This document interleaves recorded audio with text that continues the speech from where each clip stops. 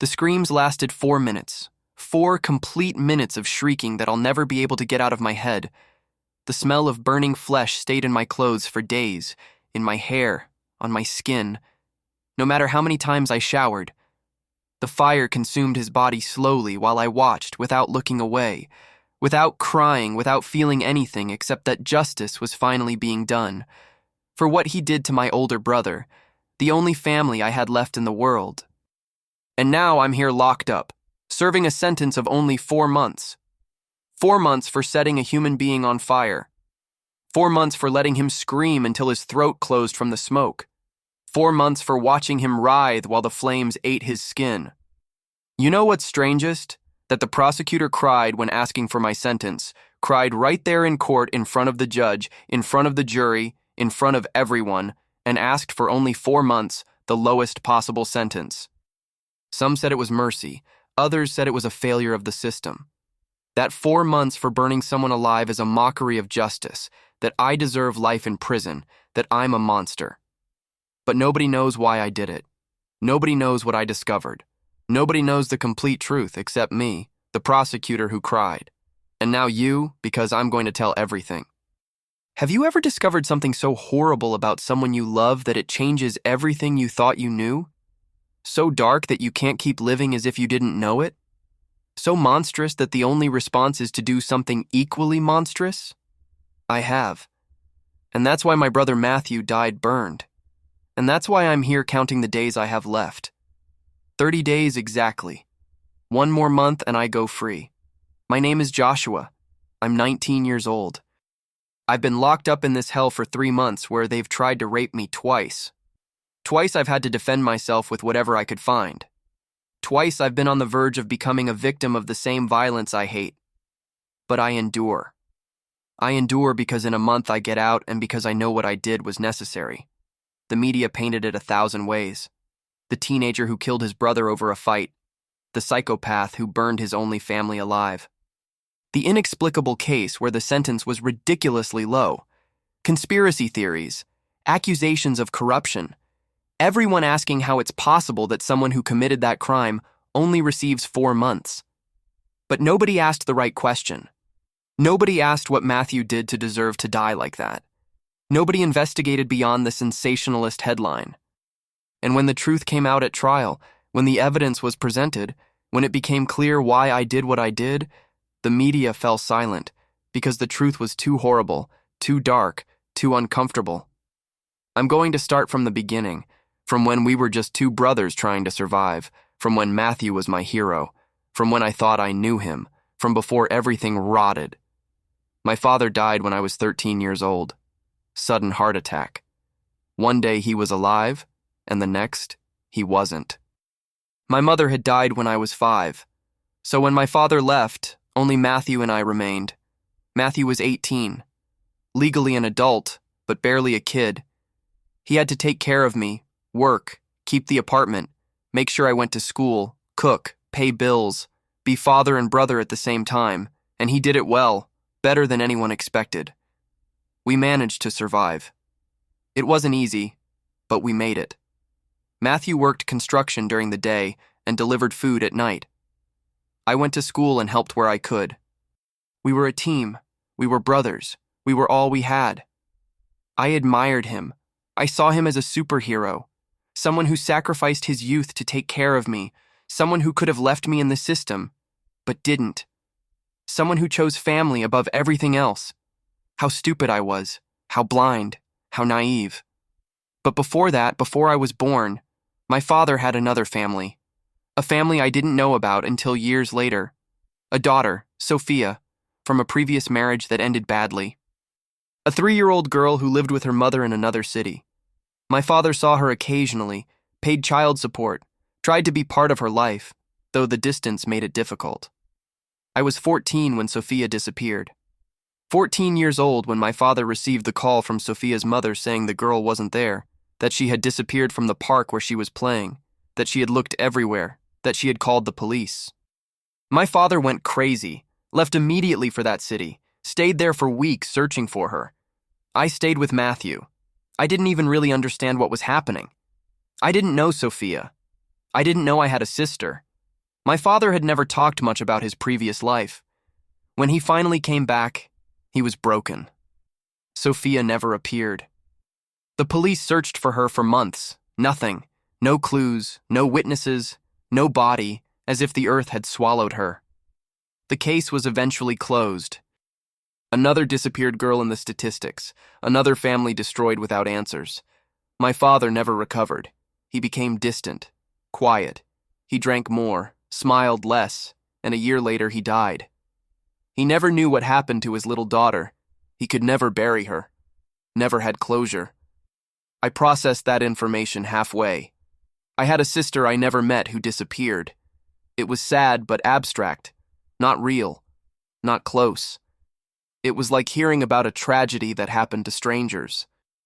It affects you, but doesn't destroy you. Matthew didn't talk much about it either. He said it was horrible, that poor Sophia, that poor her mother, that poor dad. And then we went on with our lives because there was no other option. Keep going, survive, exist. The years passed. I turned 15, 16, 17. Matthew kept working. I kept studying. We were a functional family considering the circumstances, until I turned 18, until I found what I shouldn't have found, until everything changed forever. Before continuing, I need to ask you something. If you want to know what I discovered, if you want to understand why I only served 4 months, if you want to know why the prosecutor cried, give the video a like and subscribe if you haven't already, because what's coming is the hardest thing I've had to tell. It's the moment that changed everything. It's the reason my brother had to die. I turned 18 in March. Matthew threw me a small party. Just the two of us. Pizza, beer, he let me drink for the first time legally. A cake he bought at the supermarket. It was simple, but meaningful. He told me he was proud of me, that I had been a good little brother, that Dad would be proud of how I turned out. I thanked him for everything, for raising me, for not abandoning me, for being more than a brother. We drank, talked, laughed. And that night I went to sleep thinking I was lucky, that despite everything bad, I had Matthew. 2 weeks later, Matthew went on a work trip, construction in another city. He was going to be gone a week. He left me money, told me to take care of myself, not to throw parties. We joked, he left. I stayed alone in the apartment. I had plans to do nothing productive, watch movies, play video games, enjoy the solitude. But on the 3rd day, my laptop broke down. Blue screen. Nothing worked. I needed to finish a school assignment. I went into Matthew's room to use his computer. I never went in there. It was his private space, but it was an emergency. I turned on the computer, looked for a Word document to write my assignment, and there it was. A folder on the desktop with a strange name, a combination of numbers and letters that meant nothing. Something in my instinct made me click.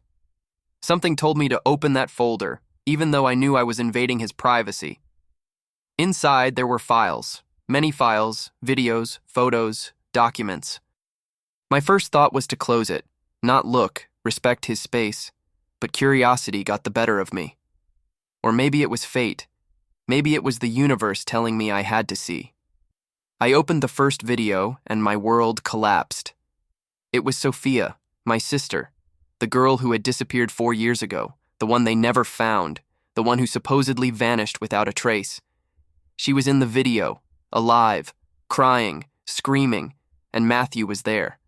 My brother, my hero, my protector. He was doing things, horrible things, things I'm not going to describe in detail because I can't, because every time I think about it, I feel like I'm going to vomit. I closed the video immediately. I was shaking, couldn't breathe, couldn't process what I had just seen, but I had to be sure. I had to know if it was real or if my mind was playing a cruel joke on me. I opened another video and it was worse, much worse. It was Sophia again, but different, more hurt, more scared.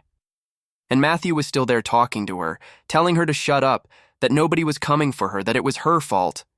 There were dozens of videos, dozens, all of Sophia, all showing her suffering, all with Matthew as the protagonist. And then there was the last video, the one that made me understand everything, the one that showed me exactly what happened to my sister. Sophia was 3 years old in that video. She was tied up, crying, calling for her mommy. and Matthew was standing in front of her with a gas can. He talked to her, told her this had to happen, that she knew too much, that he couldn't let her go, that he was sorry, and then he poured gasoline on her. Sophia screamed. She screamed so loud the video's audio distorted. She screamed like only a terrified child can scream. And Matthew took out a lighter and lit the fire. The video showed everything. Every second, every scream, every movement of Sophia trying to escape the flames, every moment until she stopped moving. I don't know how long that video was on. I don't know how long I sat staring at that screen after it ended. I only know that when I finally reacted, I had vomited on the keyboard. There were tears on my face, I didn't remember crying, and there was absolute clarity in my mind. My brother had kidnapped Sophia, tortured her, and burned her alive, and never said anything. He had lived with that secret for 4 years. He had consoled my father while he suffered not knowing what happened to his daughter.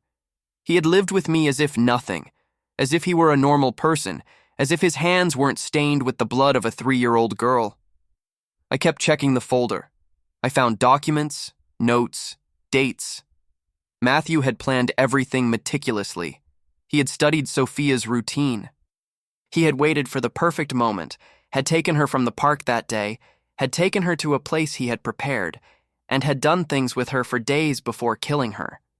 The documents also explained what happened after, how he burned the body completely, how he made sure to burn even the bones, how he scattered the ashes in different places, how he got rid of every piece of evidence. That's why they never found her. That's why the case closed unsolved, because there was no body. There was nothing to find. Matthew had been meticulous, almost professional, and had gotten away with it. I stayed in his room for hours, looking at those files, processing, trying to reconcile the Matthew I knew with the Matthew in those videos. I couldn't. They were two different people. Or maybe he had always been the same and I had been too blind to see. I thought about going to the police. It was the logical thing, the right thing. But then I thought about what would happen. Matthew was 23 years old. If they arrested him, if they tried him, how many years would they give him? 20, 30, life imprisonment. Even life imprisonment wasn't enough.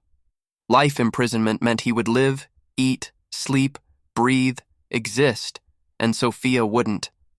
Sophia had died terrified at 3 years old. She had suffered for days before dying. She had screamed for help that never came. She had been burned alive, and Matthew was going to have the luxury of a trial, of a lawyer, of 3 meals a day, of a bed, of continuing to exist. No, that wasn't justice. That wasn't enough. I decided in that moment what I was going to do. I was going to give Matthew exactly what he had given Sophia. I was going to burn him alive. I was going to make him suffer as she suffered. I was going to make sure he knew exactly why he was dying, and then I was going to turn myself in. I was going to show the police everything I had found. I was going to make sure the world knew what Matthew was. And if that meant I was also going to prison, so be it. It was worth it. Sophia deserved that justice. I copied all the files to a USB drive. Every video, every document, every photo, everything. I saved it in a safe place where the police would find it later, and I waited for Matthew to come back. Matthew arrived Saturday night, tired, dirty from work. He greeted me with a smile, asked me how I had been, if I had done anything interesting, if I had eaten well. I acted normal, smiled, told him everything was fine, that it had been a quiet week, that I was glad he was back. I lied so easily it scared me. We had dinner together, pasta I had cooked. We talked about unimportant things, his work, my school, plans for the weekend, everything normal, everything like always. But inside I was planning, calculating, waiting for the right moment. That night, when Matthew went to sleep, I stayed awake waiting, giving him time to fall into deep sleep. At 3 a.m, I entered his room. I carried with me a baseball bat, a metal one we'd had for years, and I hit him in the head. Not hard enough to kill him, but enough to stun him, enough so he couldn't resist. Matthew fell from the bed, confused, bleeding a little. He tried to get up, but I hit him again. And again, until he stopped moving, until he only moaned. I dragged him out of the apartment. We lived on the ground floor with access to the back patio, A small patio surrounded by high walls. Nobody could see, nobody could hear well. It was perfect. I tied him to a metal chair I had taken out before. Hands behind, feet tied to the legs, duct tape over his mouth, and I waited for him to wake up completely. It took about 20 minutes. When he opened his eyes, he was disoriented. He tried to speak, but the tape prevented it. He tried to move, but the ropes kept him fixed. He looked at me with terror, with confusion, not understanding what was happening. I took out my phone, played a video of Sophia, the first one I had seen, and I showed it to him. I saw how his eyes opened, how confusion turned to panic, how he realized that I knew, that his secret had been discovered. I removed the tape from his mouth, and the first thing he said was, "Joshua, I can explain? I can explain?" What a cliché. How pathetic. As if there were an explanation for what he did to a 3-year-old girl. I told him I didn't want explanations, that I had already seen everything, that I knew exactly what he was, that I knew what he had done to Sophia, that I knew how he had killed her. He tried to deny, said the videos were edited, that someone had set him up, that I didn't understand. I showed him another video, and another, until he stopped denying, until he only cried, telling me he was sorry, that it had been a mistake, that he had been sick, that he needed help. Lies. All lies. If he really felt sorry, he would have turned himself in 4 years ago. If he really wanted help, he would have sought it. But he didn't. He lived his normal life, worked, ate, slept, laughed, all while Sophia was dead, and our father consumed himself not knowing what happened to her. I asked him why. Why Sophia? Why that way? And he told me he had seen her once when he visited my father, that something in him had activated, that he couldn't stop thinking about her, that he planned for months how to take her, that he did it, that he had her for 3 days, that he did things to her that satisfied something dark in him, and that when he realized he couldn't let her go, he decided to kill her in the way that seemed appropriate to him. He burned her. Fire destroys evidence, because he knew that without a body there would be no case, because it was practical. My 3-year-old sister was burned alive for practicality.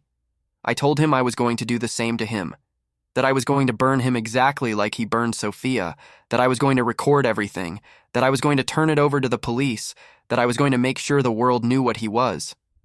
He started begging, saying no, please, that I was his brother, that we had to find another way, but he wasn't my brother anymore. My brother died when I saw those videos. What was tied to that chair was a monster who had used my brother's mask.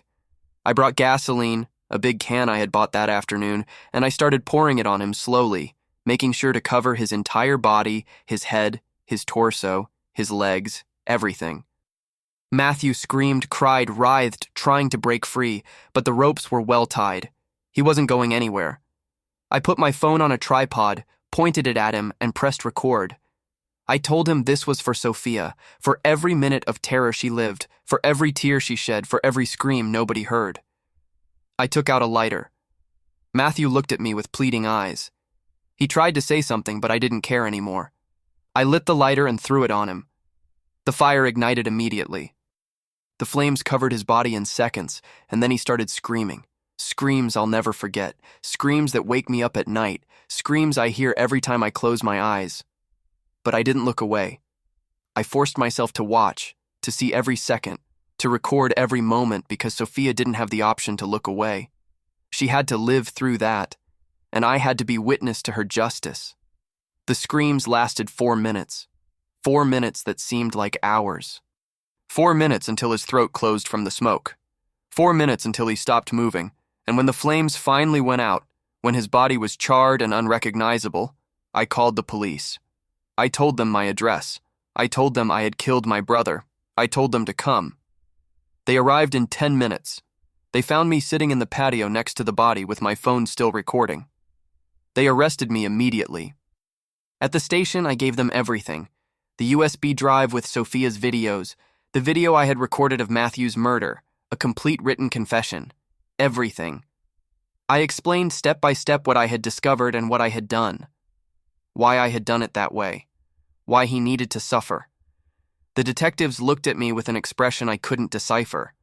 Horror, understanding, confusion, all mixed together.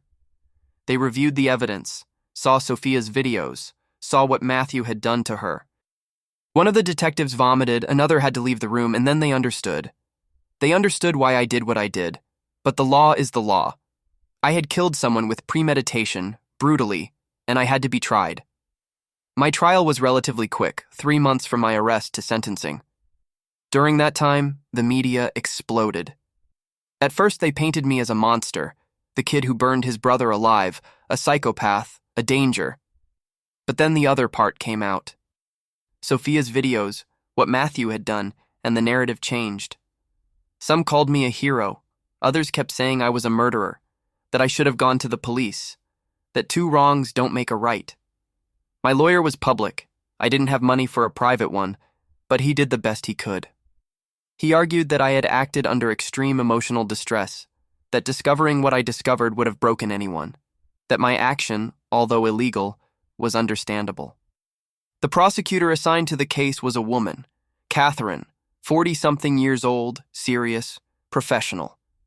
During the first hearings, she argued for severe sentencing. She said I was dangerous, that I had planned and executed a brutal murder, that I deserved years in prison. But something changed during the trial. During one of the hearings, my lawyer presented family documents, family trees, trying to establish context about Sophia and her relationship to us. And there something came out that nobody expected. My father had had a sister, a younger sister who had left the country 20 years ago.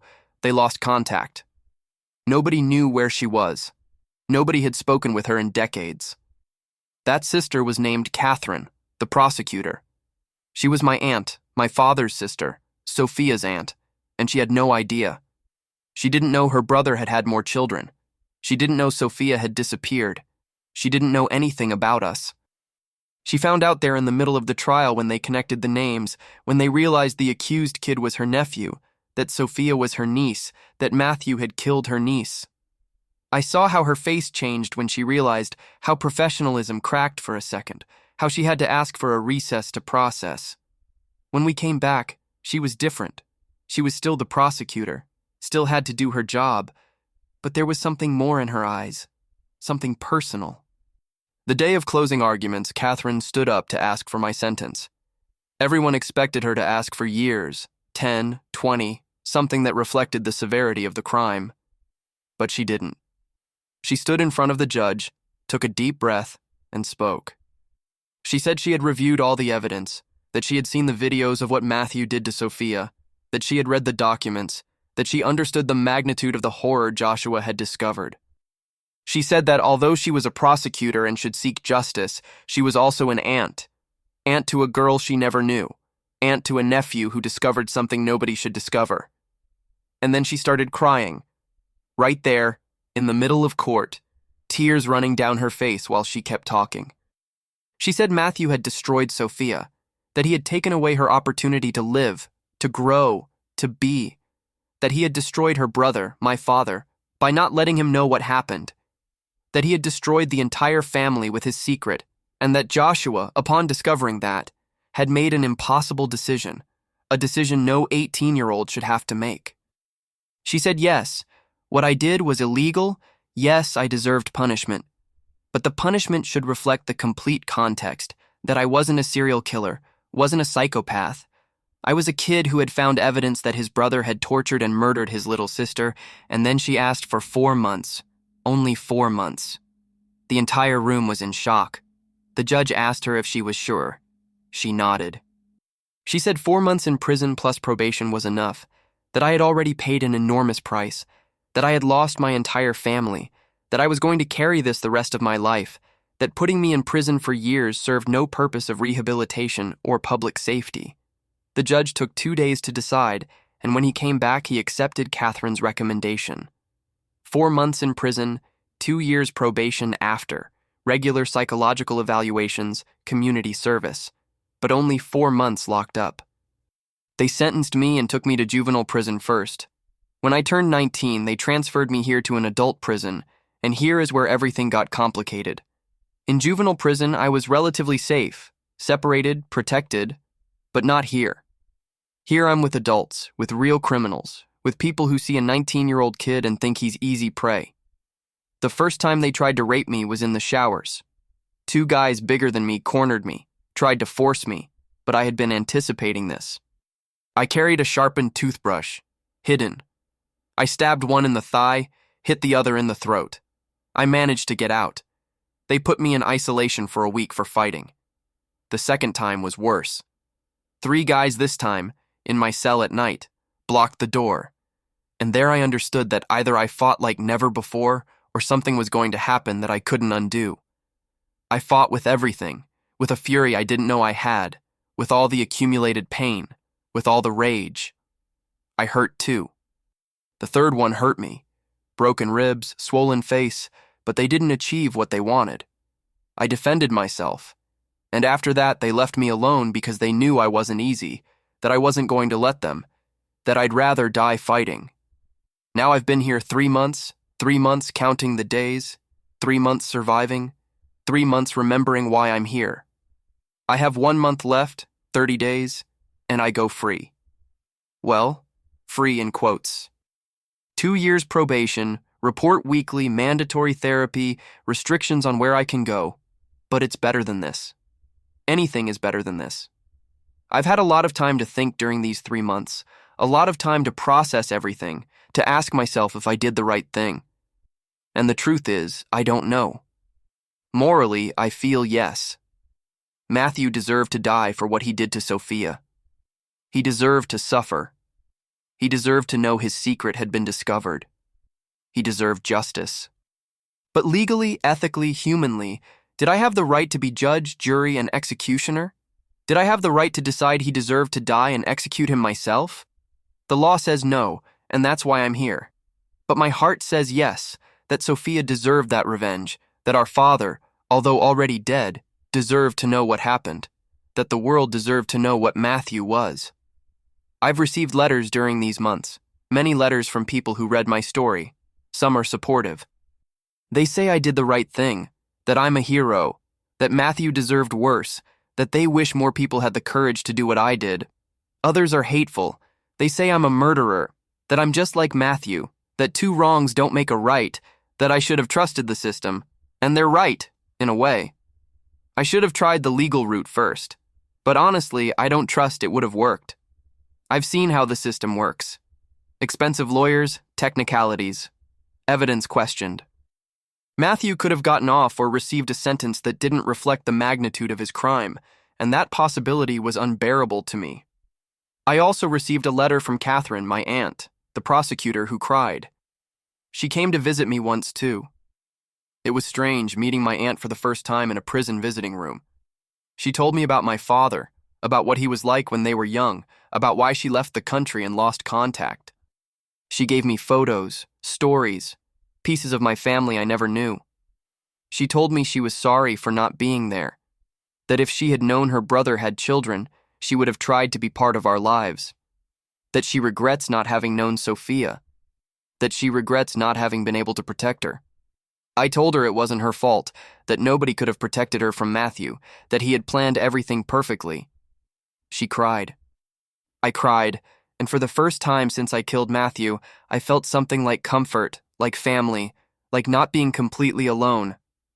Catherine promised me that when I get out, I'll have a place to go, that I won't be alone, that we're family, and although I barely know her, that means something.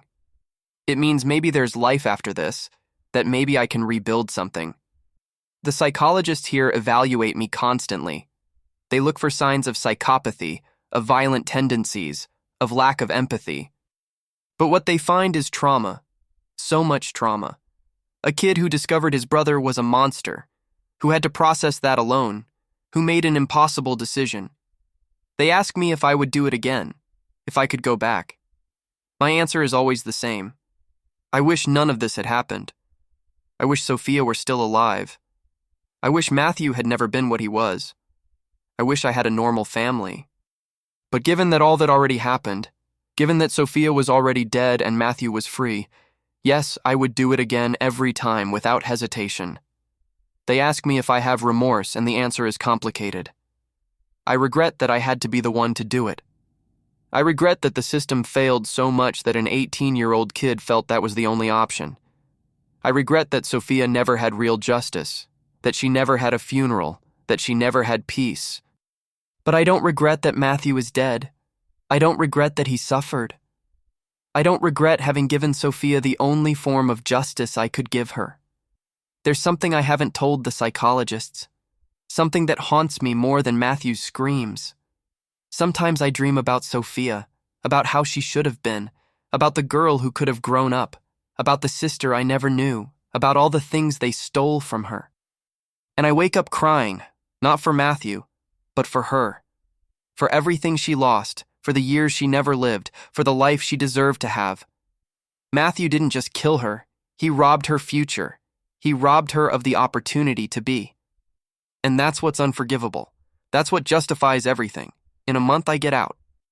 In a month, I return to the outside world, to a life I'll never be able to have normally, with a criminal record, with a story everyone knows, with a label I'll carry forever. But I'm alive. I'm breathing. I have a future. Sophia doesn't. And that's something I'll never forget.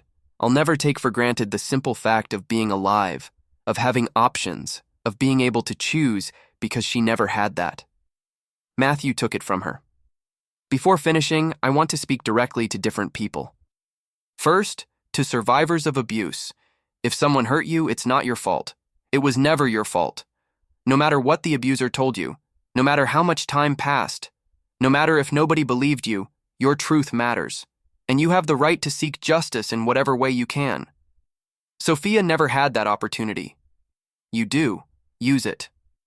Second, to the families of victims, I know what it is to not have answers. I know what the hole left by someone who disappears is. It's hell, and if someday you discover the truth, it's going to hurt more than you imagine, but it's better to know than to live in uncertainty. My father died without knowing. I would have wanted him to know, to have at least that small piece. Third, to the people who say I should have gone to the police. You're right. In an ideal world, that's what I should have done. But I don't trust the system. I've seen too many cases where abusers receive ridiculous sentences, where victims are re-victimized, where justice never comes. I'm not saying everyone should do what I did. I'm just saying I understand why some do. And finally, to Sophia. I know you can't hear me. I know you're not here anymore, but I need to tell you I'm sorry. Sorry I didn't know you. Sorry I couldn't protect you. Sorry nobody saved you. Sorry you had to suffer alone, but I want you to know I avenged you, that the monster who did that to you doesn't exist anymore, that he died the same way you did, that he paid. It's not enough. Nothing will bring you back. But it's all I could do, and I hope that wherever you are you have peace, the peace you never had in life. Now I want to speak to you, to everyone who made it to the end of this story. Thank you for listening. Thank you for not judging me before knowing the whole story. Thank you for understanding that situations aren't always black and white. If this story impacted you, if it made you think, if you feel it's important that it be told, give the video a like. That like button down there, press it, and subscribe to the channel if you haven't already. This channel tells difficult stories, real stories, stories that need to be heard even though they're uncomfortable. If you have your own story, if you're a survivor, if you know someone who needs help, leave it in the comments. Also, comment where you're watching from. It helps us understand our community better. This is a community where we support each other, where we're not alone. Sorry for the length of the video. I know it was many minutes, but I needed to tell everything. I needed you to understand not just what I did, but why. I needed you to know Sophia, even if through my story. Every day we upload new stories, stories that will leave you thinking, stories that show life is more complex than it seems. So if this resonated with you, you'll find much more here on Traumatic Accounts. I have 30 days left, 30 days surviving in this place, 30 days until I regain my freedom. And when I get out, I'm going to dedicate my life to making sure Sophia's story isn't forgotten, that her death isn't in vain, that other children are protected, that other monsters are exposed. It's the least I can do. It's my way of honoring her memory. There's a question they ask me all the time. Was it worth it? 4 months of hell, A criminal record? A life marked forever? Was it worth it? And my answer is always the same. Yes. 1,000 times yes. Because Matthew can't hurt anyone else anymore. Because Sophia was avenged. Because the truth came to light. Because even if late, there was justice. Not perfect justice, not the justice of the system, but justice at last. And that has to be enough because it's all I have. My confession, my testimony, my way of making sure Sophia is remembered, not as a statistic, not as just another disappeared girl, but as a victim who finally had a voice, even if that voice is mine, even if it cost everything. Thank you for listening to my story. Thank you for not forgetting Sophia. And thank you for being part of this community where difficult truths can be told. See you in a month, when I'm free, when I can start rebuilding what's left of my life. Until then, take care. Take care of the children in your lives, and never ignore the signs. Because sometimes monsters live under the same roof, and only someone willing to truly look can stop them. That's all. That's my story. Why did I burn my brother alive? Why do I only serve 4 months? And why did the prosecutor cry when asking for my sentence? Thank you for being here until the end. Until the next story.